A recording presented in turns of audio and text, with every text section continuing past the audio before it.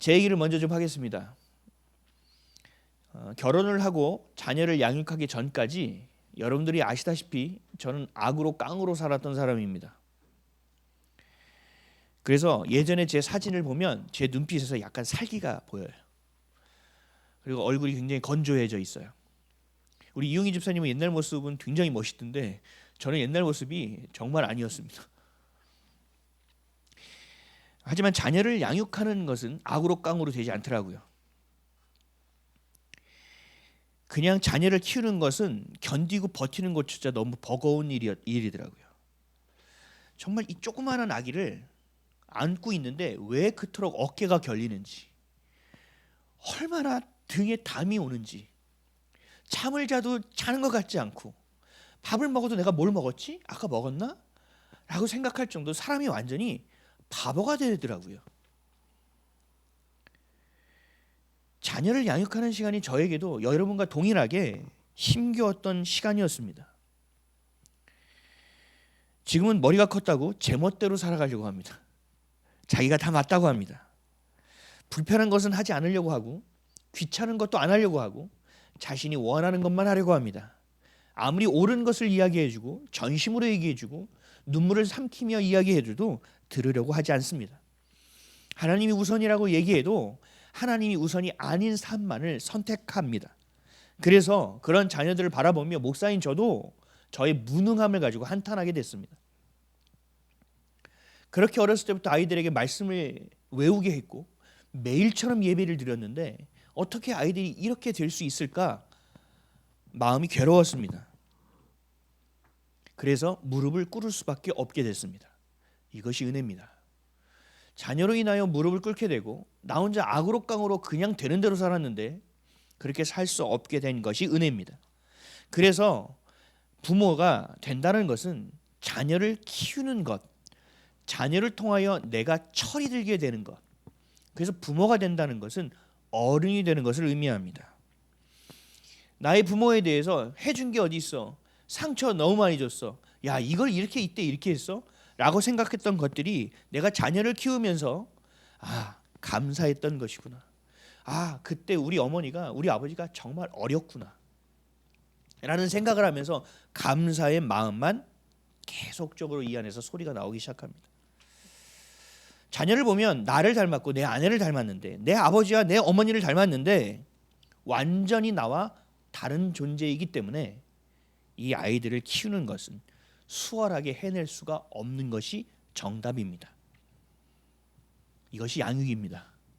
저만이 아니라 여러분들도 동일할 것입니다. 우리 부모님 여러분, 양육한다라는 것은 그 누가 알아주지도 않습니다. 그리고 양육하는 것에 월급이 책정되어 있지 않고 연봉이 책정되어 있지 않으니까 내가 가치인을 하고 있다고 여겨지지 않습니다. 내가 인정받고 있다는 생각도 들지 않습니다. 그래서 어느 순간 정신을 차려보면 내 이름이 사라져 있다는 것을 경험합니다. 누구였는데 누구 엄마로 바뀌어 있습니다. 그래서 그 아이에게 내 영혼을 갈아놓고 내 삶을 빼앗긴 것만 같습니다. 그런데 여러분들 아셔야 될 것이 하나 있습니다. 하나님은 여러분들의 그 수고를 알고 계십니다. 그 수고를 통해서 나를 자녀 삼아 주신 하나님 아버지의 마음을 깊이 깨닫게 하십니다. 여러분 정말 수고 많으셨고 또 앞으로도 더 수고해야 될 것이지만 그 수많은 순간들을 하나님은 기억하실 것이고 하나님은 그 순간들을 기뻐하실 것이고 하나님은 고마워할 것입니다. 철없는 자녀도 언젠가는 부모의 수고를 알게 될 것이고 그 절절한 부모의 마음을 깨닫게 될 것이고 감사하는 날이 올게 될 것이며 또 아버지 하나님을 향하여 철이 드는 어른이요 부모가 될 것입니다. 여러분 포기하지 마시고 낙심하지 마시고 절망하지 마십시오. 그리고 그 자녀를 하나님께 맡기시기를 바랍니다. 부모가 되는 일은 세상 그 어떤 일과도 견줄 수 없이 가장 중요한 일입니다. 부모가 되기 위해서는 반드시 남자와 여자가 결혼을 해야 되기 때문에 가정을 이루어야 하기 때문에 남자와 여자가 만나 결혼하는 것은 세상에서 가장 중요한 일입니다.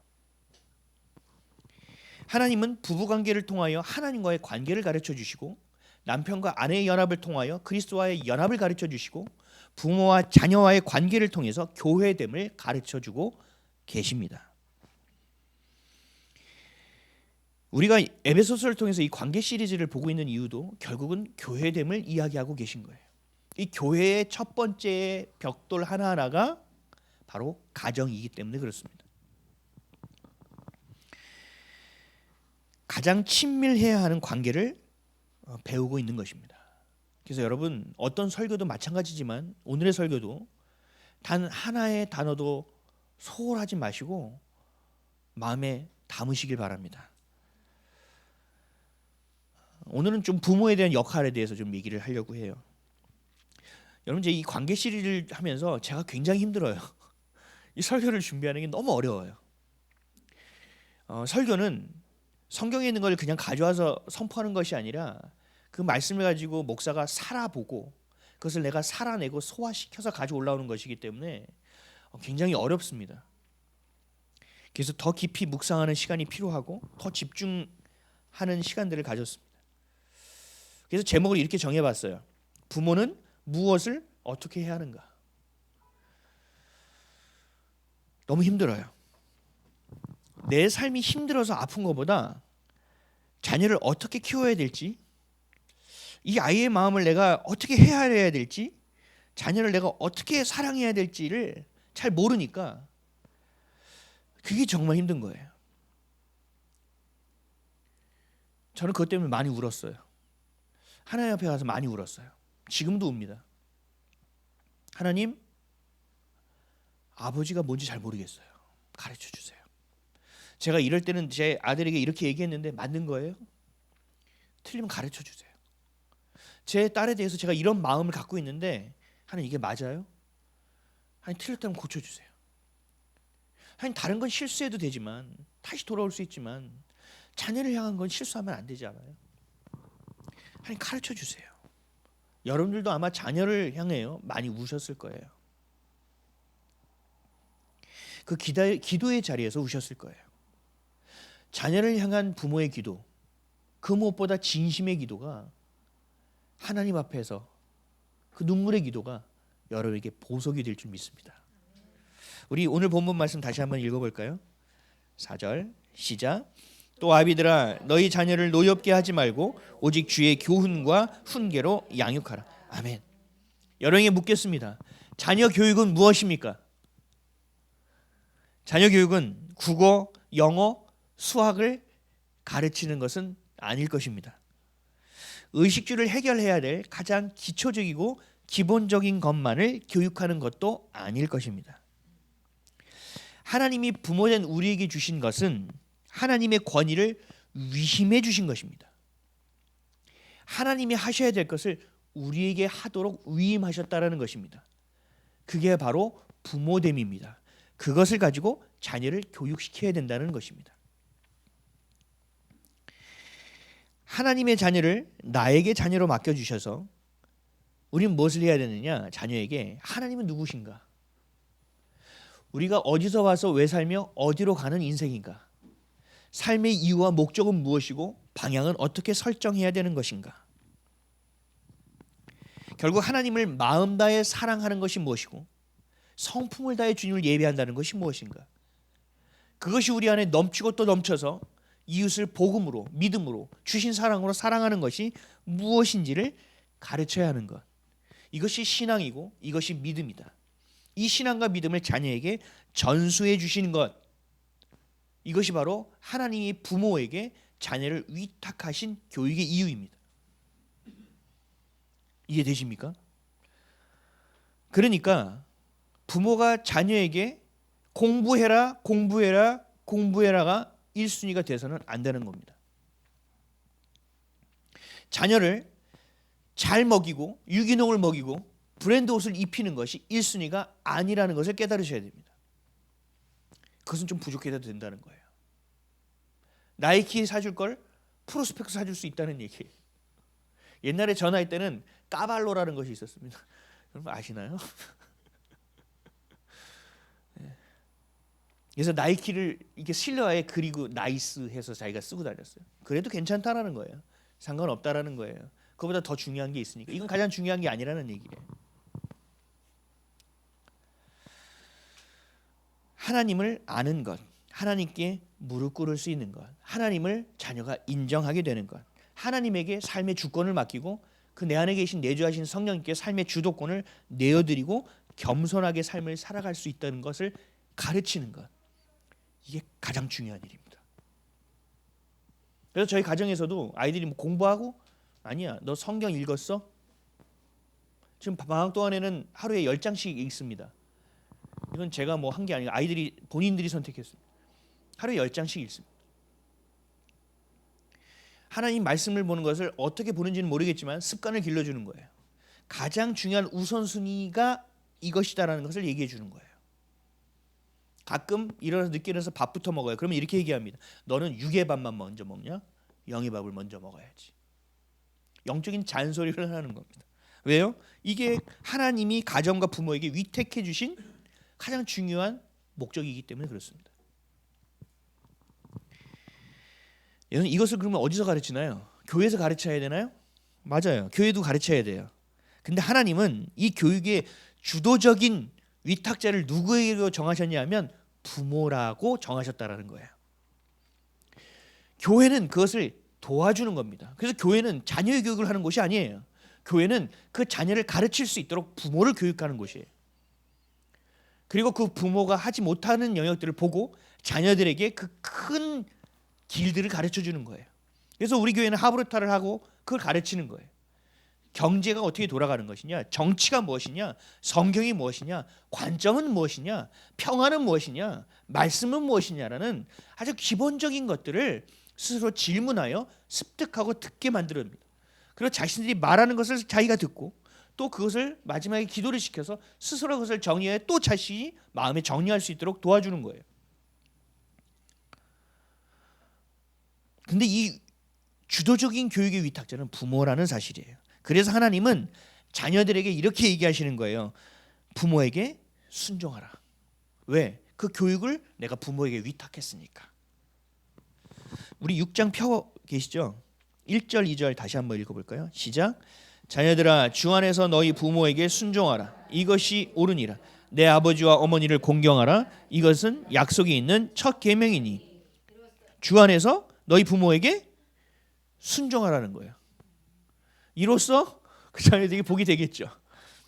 우리 골로새서 말씀을 보면 더 정확하게 알 수 있어요. 골로새서 3장 20절에서 21절. 자녀들아 모든 일에 부모에게 순종하라. 이는 주 안에서 기쁘게 하는 것이니라. 아비들아 너희 자녀를 노엽게 하지 말지니 낙심할까 함이라. 아멘. 부모에게 순종하는데 주 안에서 모든 일에 순종하래요. 왜요? 하나님이 부모에게 그 교육을 맡겼기 때문에. 이 권위는 나의 권위야. 하나님의 권위니까 자녀들 너희 똑바로 들어. 부모의 말에 순종해 라고 말씀하시는 거예요. 명령하시는 거예요. 그럴 때 어떻게 된다고요? 기쁘게 하는 것이라. 주님을 기쁘게 하는 거예요. 그게. 근데 단서가 하나 붙어요. 뭐냐면 자녀를 노엽게 하지 말라는 것입니다. 하나님은 우리가 자녀죠. 하나님 우리를 다루실 때 어떻게 하나요? 우리를 노엽게 하시나요? 아니요. 자발적으로 자원하는 심령으로 주님을 향할 수 있도록 우리를 존중하십니다. 때로는 주님 기다리지 마시고 좀 가르쳐 주세요 해도 기다릴 때가 있어요. 계속 우리의 선택을 존중하시고 그 선택 가운데 우리 배우게 하시는 거예요. 몸에 체득되게 진짜 교육을 하시는 거예요. 똑같다라는 거예요. 우리도 자녀를 존중하라는 거예요. 그 자녀가 자발적으로 순종할 수 있도록 하라는 얘기예요. 근데 이게 가능한가요? 어렵죠. 부모의 가르침과는 다르게 우리 자녀들이 세상에 흠뻑 살아갈 때는 들리지 않아요. 어제도 저희 아들 오늘 못 나왔죠? 게임하고 왔어요? 근데 왜 안 나와요? 안 들어와요. 들어오라고 하세요. 노엽게 하지 않으려고 최선을 다하는 거예요. 존중하려고 최선을 다하는 거예요. 그래서 기다리고 또 기다려요. 그리고 주님께 계속 기도해요. 하나님 언제 끄는 거예요? 하나님 옛날엔 그랬어요. 저기 미쳤나? 저기 미쳤나? 아니요. 하나님 도와주세요. 하나님 저 갈급함을 주의 것으로 채우게 해주세요. 주님 것으로 충분하게 해주세요. 근데 말을 잘 안 듣죠. 그러나 들었게 돼요. 사랑으로 양육할 때, 그 사랑이 진심으로 느껴질 때. 자녀에게 부모는 우주와 같은 존재예요. 우주예요. 우리 아빠 엄마만한 게 없어요. 그래서 사춘기가 되면 크니까 이만하고 우주였던 엄마 아빠가 별거 아닌 것처럼 보여주니까 이게 까불기 시작하는 거거든요. 자녀들에게 부모는 우주와 같은 존재예요. 나를 먹이는 존재예요. 나를 입혀주는 존재예요. 나를 재워주고 방도 주고요. 모든 것을 다해요. 막 섬기고요. 애타게 사랑해주는 존재예요. 세상에 그런 존재가 어디 있어요? 그러니까 세상에 나와서 고생을 해보면 알게 되는 거죠. 와, 집이 좋구나. 야, 우리 부모님만한 사람은 없구나. 야, 이것이 사랑이구나. 그 사랑을 경험한 자들은 부모에게 자발적으로 순종하게 되어 있다고요. 신명기 27장 16절, 그의 부모를 경홀히 여기는 자는 저주를 받을 것이라 할 것이요 모든 백성은 아멘할지니라. 예전에 저희 자녀가 순종을 안 하는 거예요. 그래서 제가 이렇게 했어요. 너 벌 받는다. 잘 되지 못해. 성경에 그렇게 기록되어 있어. 저주받고 싶어? 순종해야 된다고. 야, 내가 다른 부모도 아니고 말씀으로 가르치는 목사인데 이거에 순종을 안 해 네가? 겁박했다고요. 저도 그런 적이 있었다고요. 근데 겁박하면 안 된다고요. 방법은 하나예요. 부모의 권위를 가질 수 있는 것은 뭐냐? 자녀를 노엽지 않게 가르쳐야 된다는 것입니다. 여기에 답은 이렇게 되어 있어요. 베드로전서 5장 2절에서 3절입니다. 너희 중에 있는 하나님의 양무리를 치되 억지로 하지 말고 하나님의 뜻을 따라 자원함으로 하며 더러운 이득을 위하여 하지 말고 기꺼이 하며 맡은 자들에게 주장하는 자세를 하지 말고 양무리의 본이 되라. 아멘. 아주 정확하게 대조적으로 설명하고 있어요. 억지로 하지 말고 하나님의 뜻을 따라 자원하라. 더러운 이익을 위하여 하지 말고 기꺼이 하라. 주장하는 자세를 하지 말고 본이 되라. 아주 명확하게 가르치고 계세요. 우린 이래요. 아유, 저거 어디다 갖다 버릴 수도 없고 부모니까 뭐 키워야지 뭐 어쩌겠어. 이렇게 생각할 때도 있어요. 야, 진짜 저것 때문에 도망갈 수도 없고 어쩔 수 없지 뭐. 키워야지 뭐. 먹여야지. 아닙니다. 억지로 하지 말래요. 하나님의 뜻을 따라 자원함으로 하라고 말씀하고 있어요. 또 이런 사람도 있어요. 내가 못다 이룬 꿈. 나는 서울대를 가려 했는데 못 갔어. 그래서 우리 자식은 반드시 서울대를 가야 돼. 내가 예전에 학창 시절에 내가 이렇게 당해서 맞고 살았어. 우리 애는 가서 차라리 때리는 애가 돼야 돼. 태권도를 배워. 합기도를 배워. 자녀는 내 꿈을 이루는 존재가 아닙니다. 내가 옛날에 이래서 너무 힘들었으니까 넌 힘들지 아니요. 자녀는 완전히 다른 존재라니까요. 내가 이렇게 살았으니까 넌 이렇게 살지 않아야 돼. 아니요. 그 자녀는 달라요. 나는 그때 그랬지만 지금은 내가 기도해 주잖아요. 상황도 달라요. 환경도 달라졌어요. 자녀는 내게 내 꿈을 대신 꾸주는 존재가 아닙니다.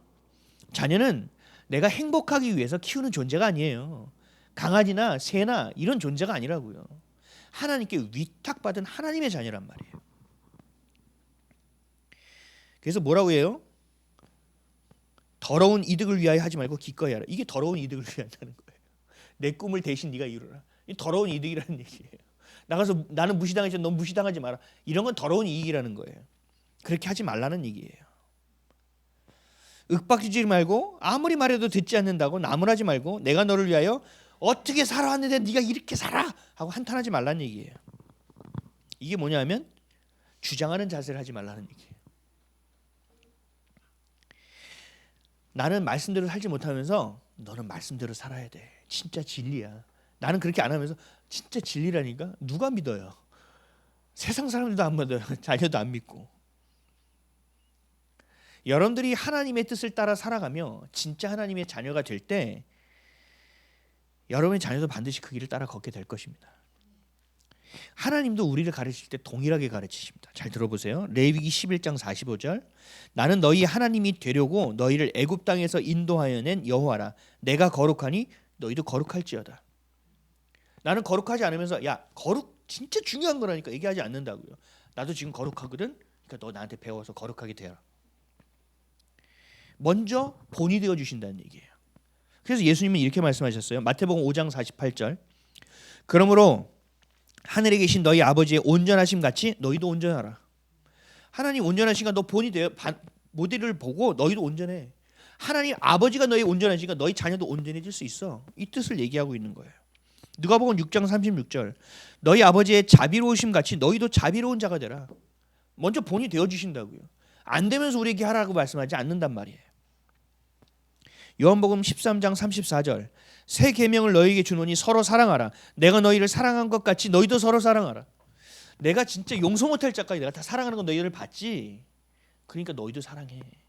내가 용서하는 거 봤지. 너희도 용서해. 하나님은 늘 자신이 못하고 안 되는 걸 얘기하는 것이 아니라 우리에게 본이 되어 주셔서 거기를 따라오게 만드신다는 거예요. 왜요? 하나님은 우리의 아버지시니까. 여러분 어떤 종교를 찾아보세요. 그렇게 하는 종교가 있나? 없어요. 여러분 마르크스 사상가들, 우리의 현대사회에 정말 영향을 끼친 사상가들 있잖아요. 그런 사람들이 가정사를 들어가 보잖아요. 완전 엉망진창입니다. 마르크스는요 자기 혼자 누리고 자녀들은 고아처럼 했습니다. 이론밖에 없어요. 본이 되는 게 아니에요. 삶이 없이 말만 해단단 말이에요.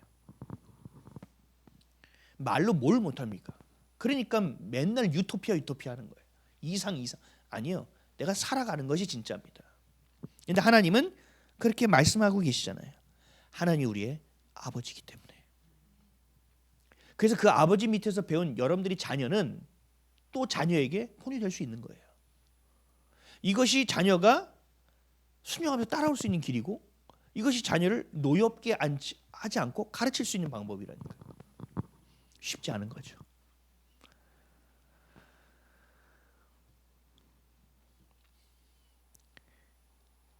자녀를 가르치고 자녀를 양육하는 것에 절대적인 영향을 끼치는 것이 부모라는 거예요. 그래서 결혼을 한다는 것은요 참 어려운 거예요.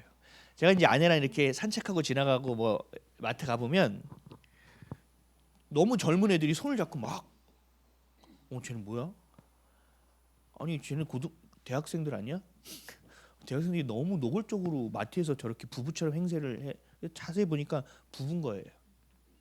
너무 어린 거죠.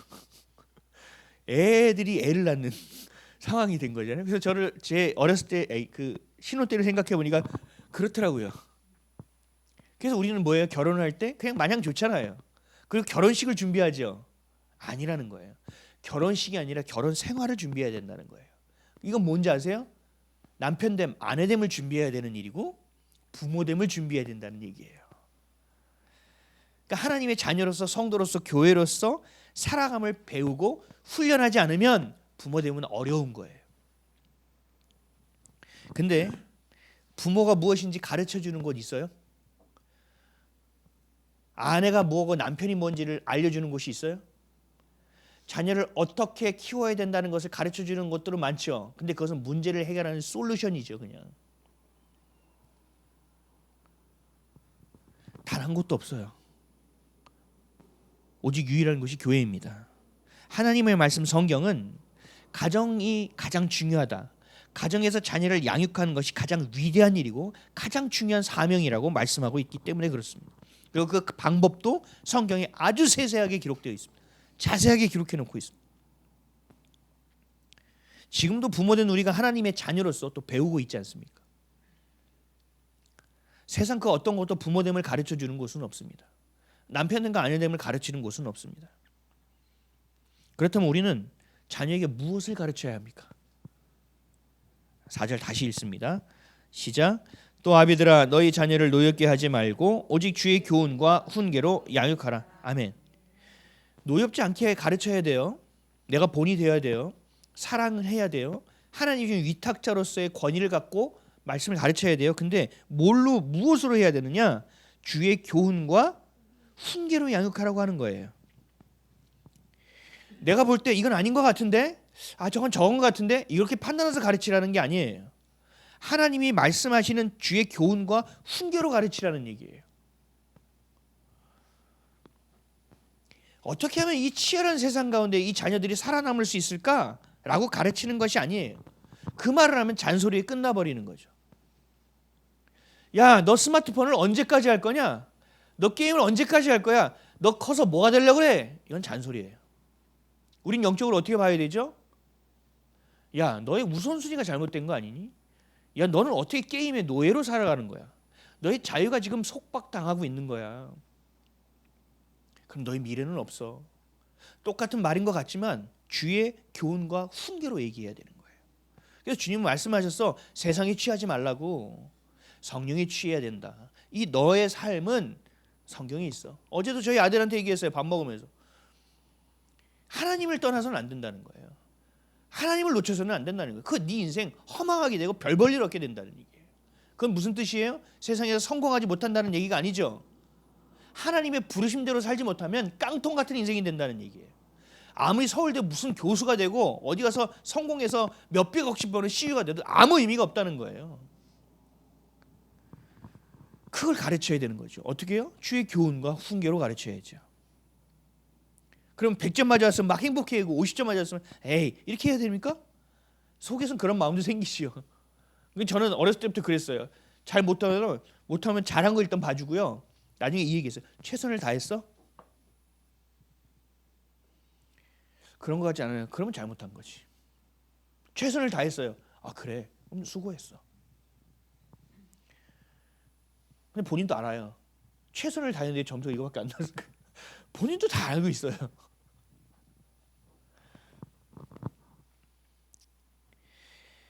그렇게 가르쳐야 되는 주의 훈계와 교훈을 가르쳐야 되는데 그게 말씀이 생각처럼 이렇게 팍팍 떠오르냔 말이에요. 안 돼요. 내 것으로 하게 되어 있어요. 그래서 어떻게 해야 되느냐? 부모가 먼저 말씀을 배워야 된다고요. 부모가 먼저 그 말씀대로 살아봐야 된다고요. 그 말씀을 적용하고 그 말씀을 실천하고 내 머리가 아니라 삶으로 살아내 봐야 된단 말이에요. 그래야 자녀를 기다려줄 수도 있어요. 그 자녀를 존중해 줄 수도 있다는 거예요. 자녀는 부모의 말 한마디, 행동과 눈빛까지도 다 배웁니다. 보면 그래요. 이렇게 앉아있는데 아빠가 오른쪽 다리를 꼬고 있으면 저기서 아들이 오른쪽 다리를 꼬고 있어. 이야 유전자가 대단해 이러죠. 아니요. 그거 다 보고 배우는 거예요. 뭐 유전자가 오른쪽 꼬는 것까지 뭐 유전자가 들어가 있어요.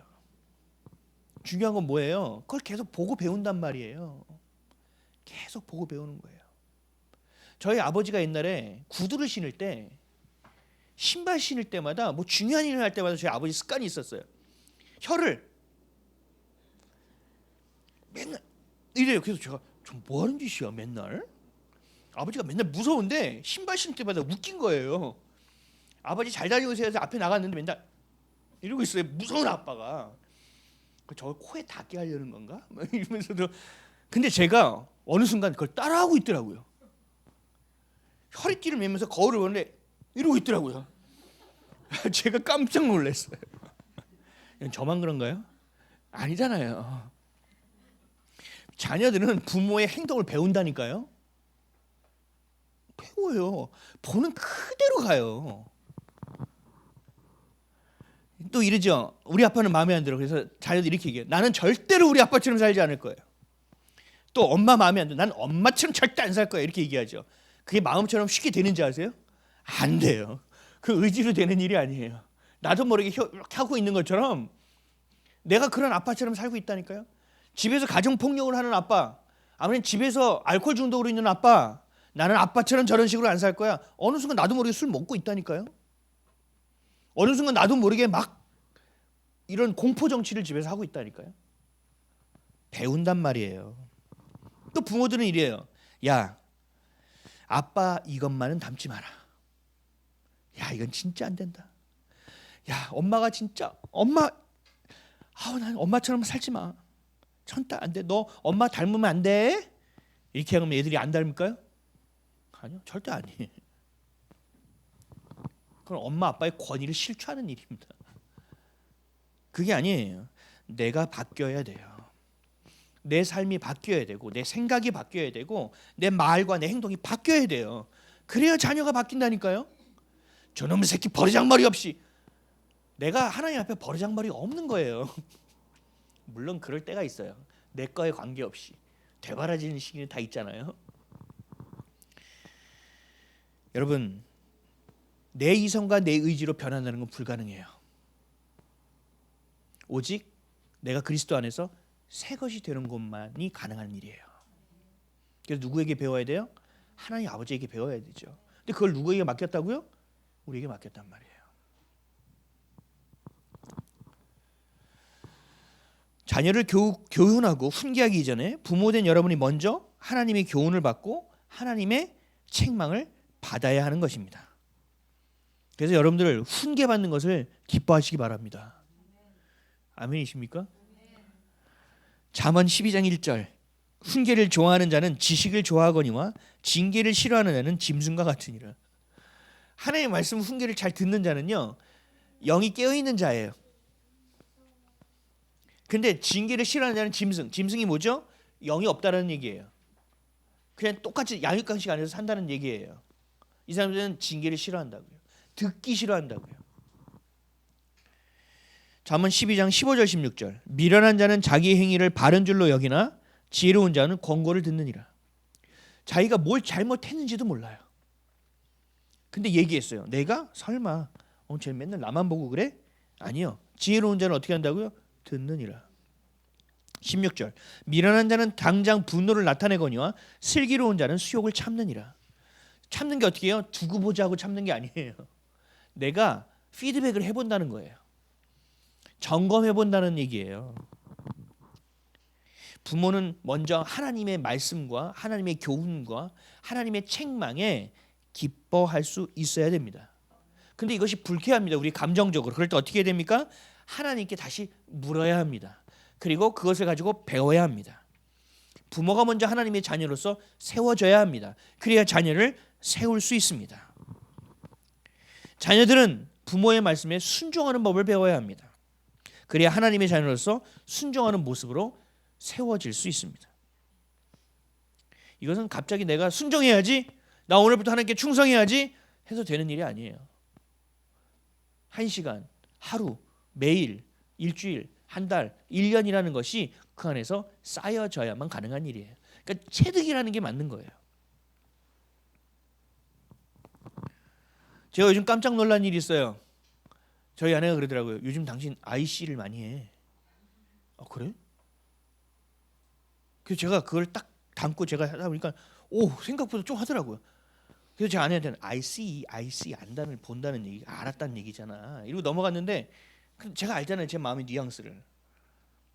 내 안에서 나도 모르게 나오는 게 있는 거예요. 깜짝 놀라는 거죠. 이런 게 있다. 내가 인지하지 못하는 게 있다는 거예요. 그럼 누군가가 나를 책망하고 권면하면 들어야 되는 거죠. 그리고 물어야 되는 거예요. 그러면 그게 그때 딱 성령께서 브레이크를 딱 걸어주세요. 야, IC 내가 모르다가 IC 하는 순간 들리게 하신다고요. 내 귀에. 이렇게 된다고요. 우리는 이렇게 고쳐져야 돼요. 여러분 하나님의 말씀으로 살아내지 않은 자, 또 주의 교훈과 훈계를 받지 않는 부모, 이 부모는요 자녀에게 아무리 헌신해도요 열매가 없습니다. 제가 유튜브 보면요 부모의 권위가 실추된 자들이 상담하는 내용이 꽤 많더라고요. 이 애가요 나를 엄마로 인정하진 않아요. 이 아이들이요 나를 아비로 인정하지. 내가 평생을 뼈 빠지게 자식들을 교육시키고 먹였는데 얘네들이요 내가 이렇게 나이 들어서 힘든데 생활비 한 푼을 주지 않습니다. 내가 이제 노숙자로 살게 됐습니다. 이런 사람들이 한두 명이 아니에요. 최선을 다했겠죠. 아무리 헌신했겠죠. 근데요 하나님의 말씀하시는 부모가 될 수 없다니까요. 주의 교훈과 훈계로 양육하지 않으면, 그 사랑으로 양육하지 않으면, 주님이 주시는 위탁하신 권위로 이들을 양육하지 않으면 아무리 내가 헌신해도 열매가 있을 수가 없어요. 당연하게만 생각합니다. 결국 영적으로 자녀를 고아로 내버려 두는 삶을 사는 거예요. 아무리 잘 먹이고 아무리 잘 입혀도 영적으로 고아를 만드는 거예요. 아이들을. 왜? 부모로서의 역할을 못하고 있잖아요. 그것은 헌신적인 부모가 아니라 직업적인 부모로 전락하는 겁니다. 자녀를 위해 최선을 다해 헌신했지만 권위가 상실되어 무시당하는 부모로 전락해버리는 겁니다. 이거 잘 아셔야 돼요. 그러니까 내 성질대로 내 생각대로 자녀를 교육하고 잔소리하다 보면 관계가 틀어져 버려요. 부모는 자녀들에게 고향이 되어야 합니다. 내가 태어난 곳은 제주도야. 근데 부모가 제가 어디야? 속초에 살고 있어. 그럼 자녀들은 고향이 어딘지 알아요? 제주도 아니에요. 제주도는 제가 태어난 곳이고요. 고향은 속초가 되는 거예요. 부모가 있는 곳이 고향이 되는 거라니까요. 그만큼 부모라는 위치는 엄청난 거라고요. 자녀가 마음으로 의지하는 존재고 또 내 마음을 터놓고 얘기할 수 있는 존재가 되어야 하고 내 기도의 동역자가 되어줘야 되고 나를 위한 가장 중요한 기도의 중보자가 되어줘야 되는 게 부모란 말이에요. 영적인 헌신이 되어줘야 된다는 거예요. 자녀에게. 하나님 아버지는 우리에게 그런 영적인 헌신을 하고 계시지 않습니까? 그것을 경험하십시오. 그래서 자녀에게 여러분들이 헌신하셔야 됩니다. 부모님들이요, 하나님 앞에 겸손함으로 무릎 꿇으시길 바랍니다. 하나님의 교훈과 훈계를 받으시기 바랍니다. 더 훈련받고 더 깊이 깨닫고 하나님을 인정하시는 분들이 되시기 바랍니다. 하나님의 뜻에 순종하는 분들이 되시기 바랍니다. 이렇게 되어졌을 때 하나님은 어떻게 일하시는지 아세요? 아브라함이 이삭을 하나님께 바칠 수 있는 수준이 되어졌을 때 하나님은 아브람으로 쓰지 않고 아브라함으로 쓰십니다. 이삭에게만 아버지가 아니라 열방의 아버지가 되게 만드십니다. 여러분들이 키우고 있는 자녀들만의 아비와 어미가 아니라 하나님은 이 땅에 있는 수많은 영적인 고아들을 바라보면서 여러분들에게 아비와 어미가 되기를 원하고 계십니다. 이 땅에 수많은 생명의 부모가 되셔야 합니다. 그리고 진짜의 부모인 우리 하나님 아버지를 가르치고 알려줄 수 있어야 됩니다. 바울이 디모데를 영적인 아들로 여기며 케어했던 것처럼 여러분 또한 내 자녀만의 부모가 아니라 여러분 마음으로 낳은 자녀들을 그리고 영적으로 양육하는 자녀들을 많이 키우시길 바랍니다. 그렇게 복된 하나님의 제자요 교회요 하나님의 부모가 하나님이 원하시는 위탁받은 하나님이 인정하시는 부모님들이 되시기를 예수 그리스도의 이름으로 간절히 축원드립니다.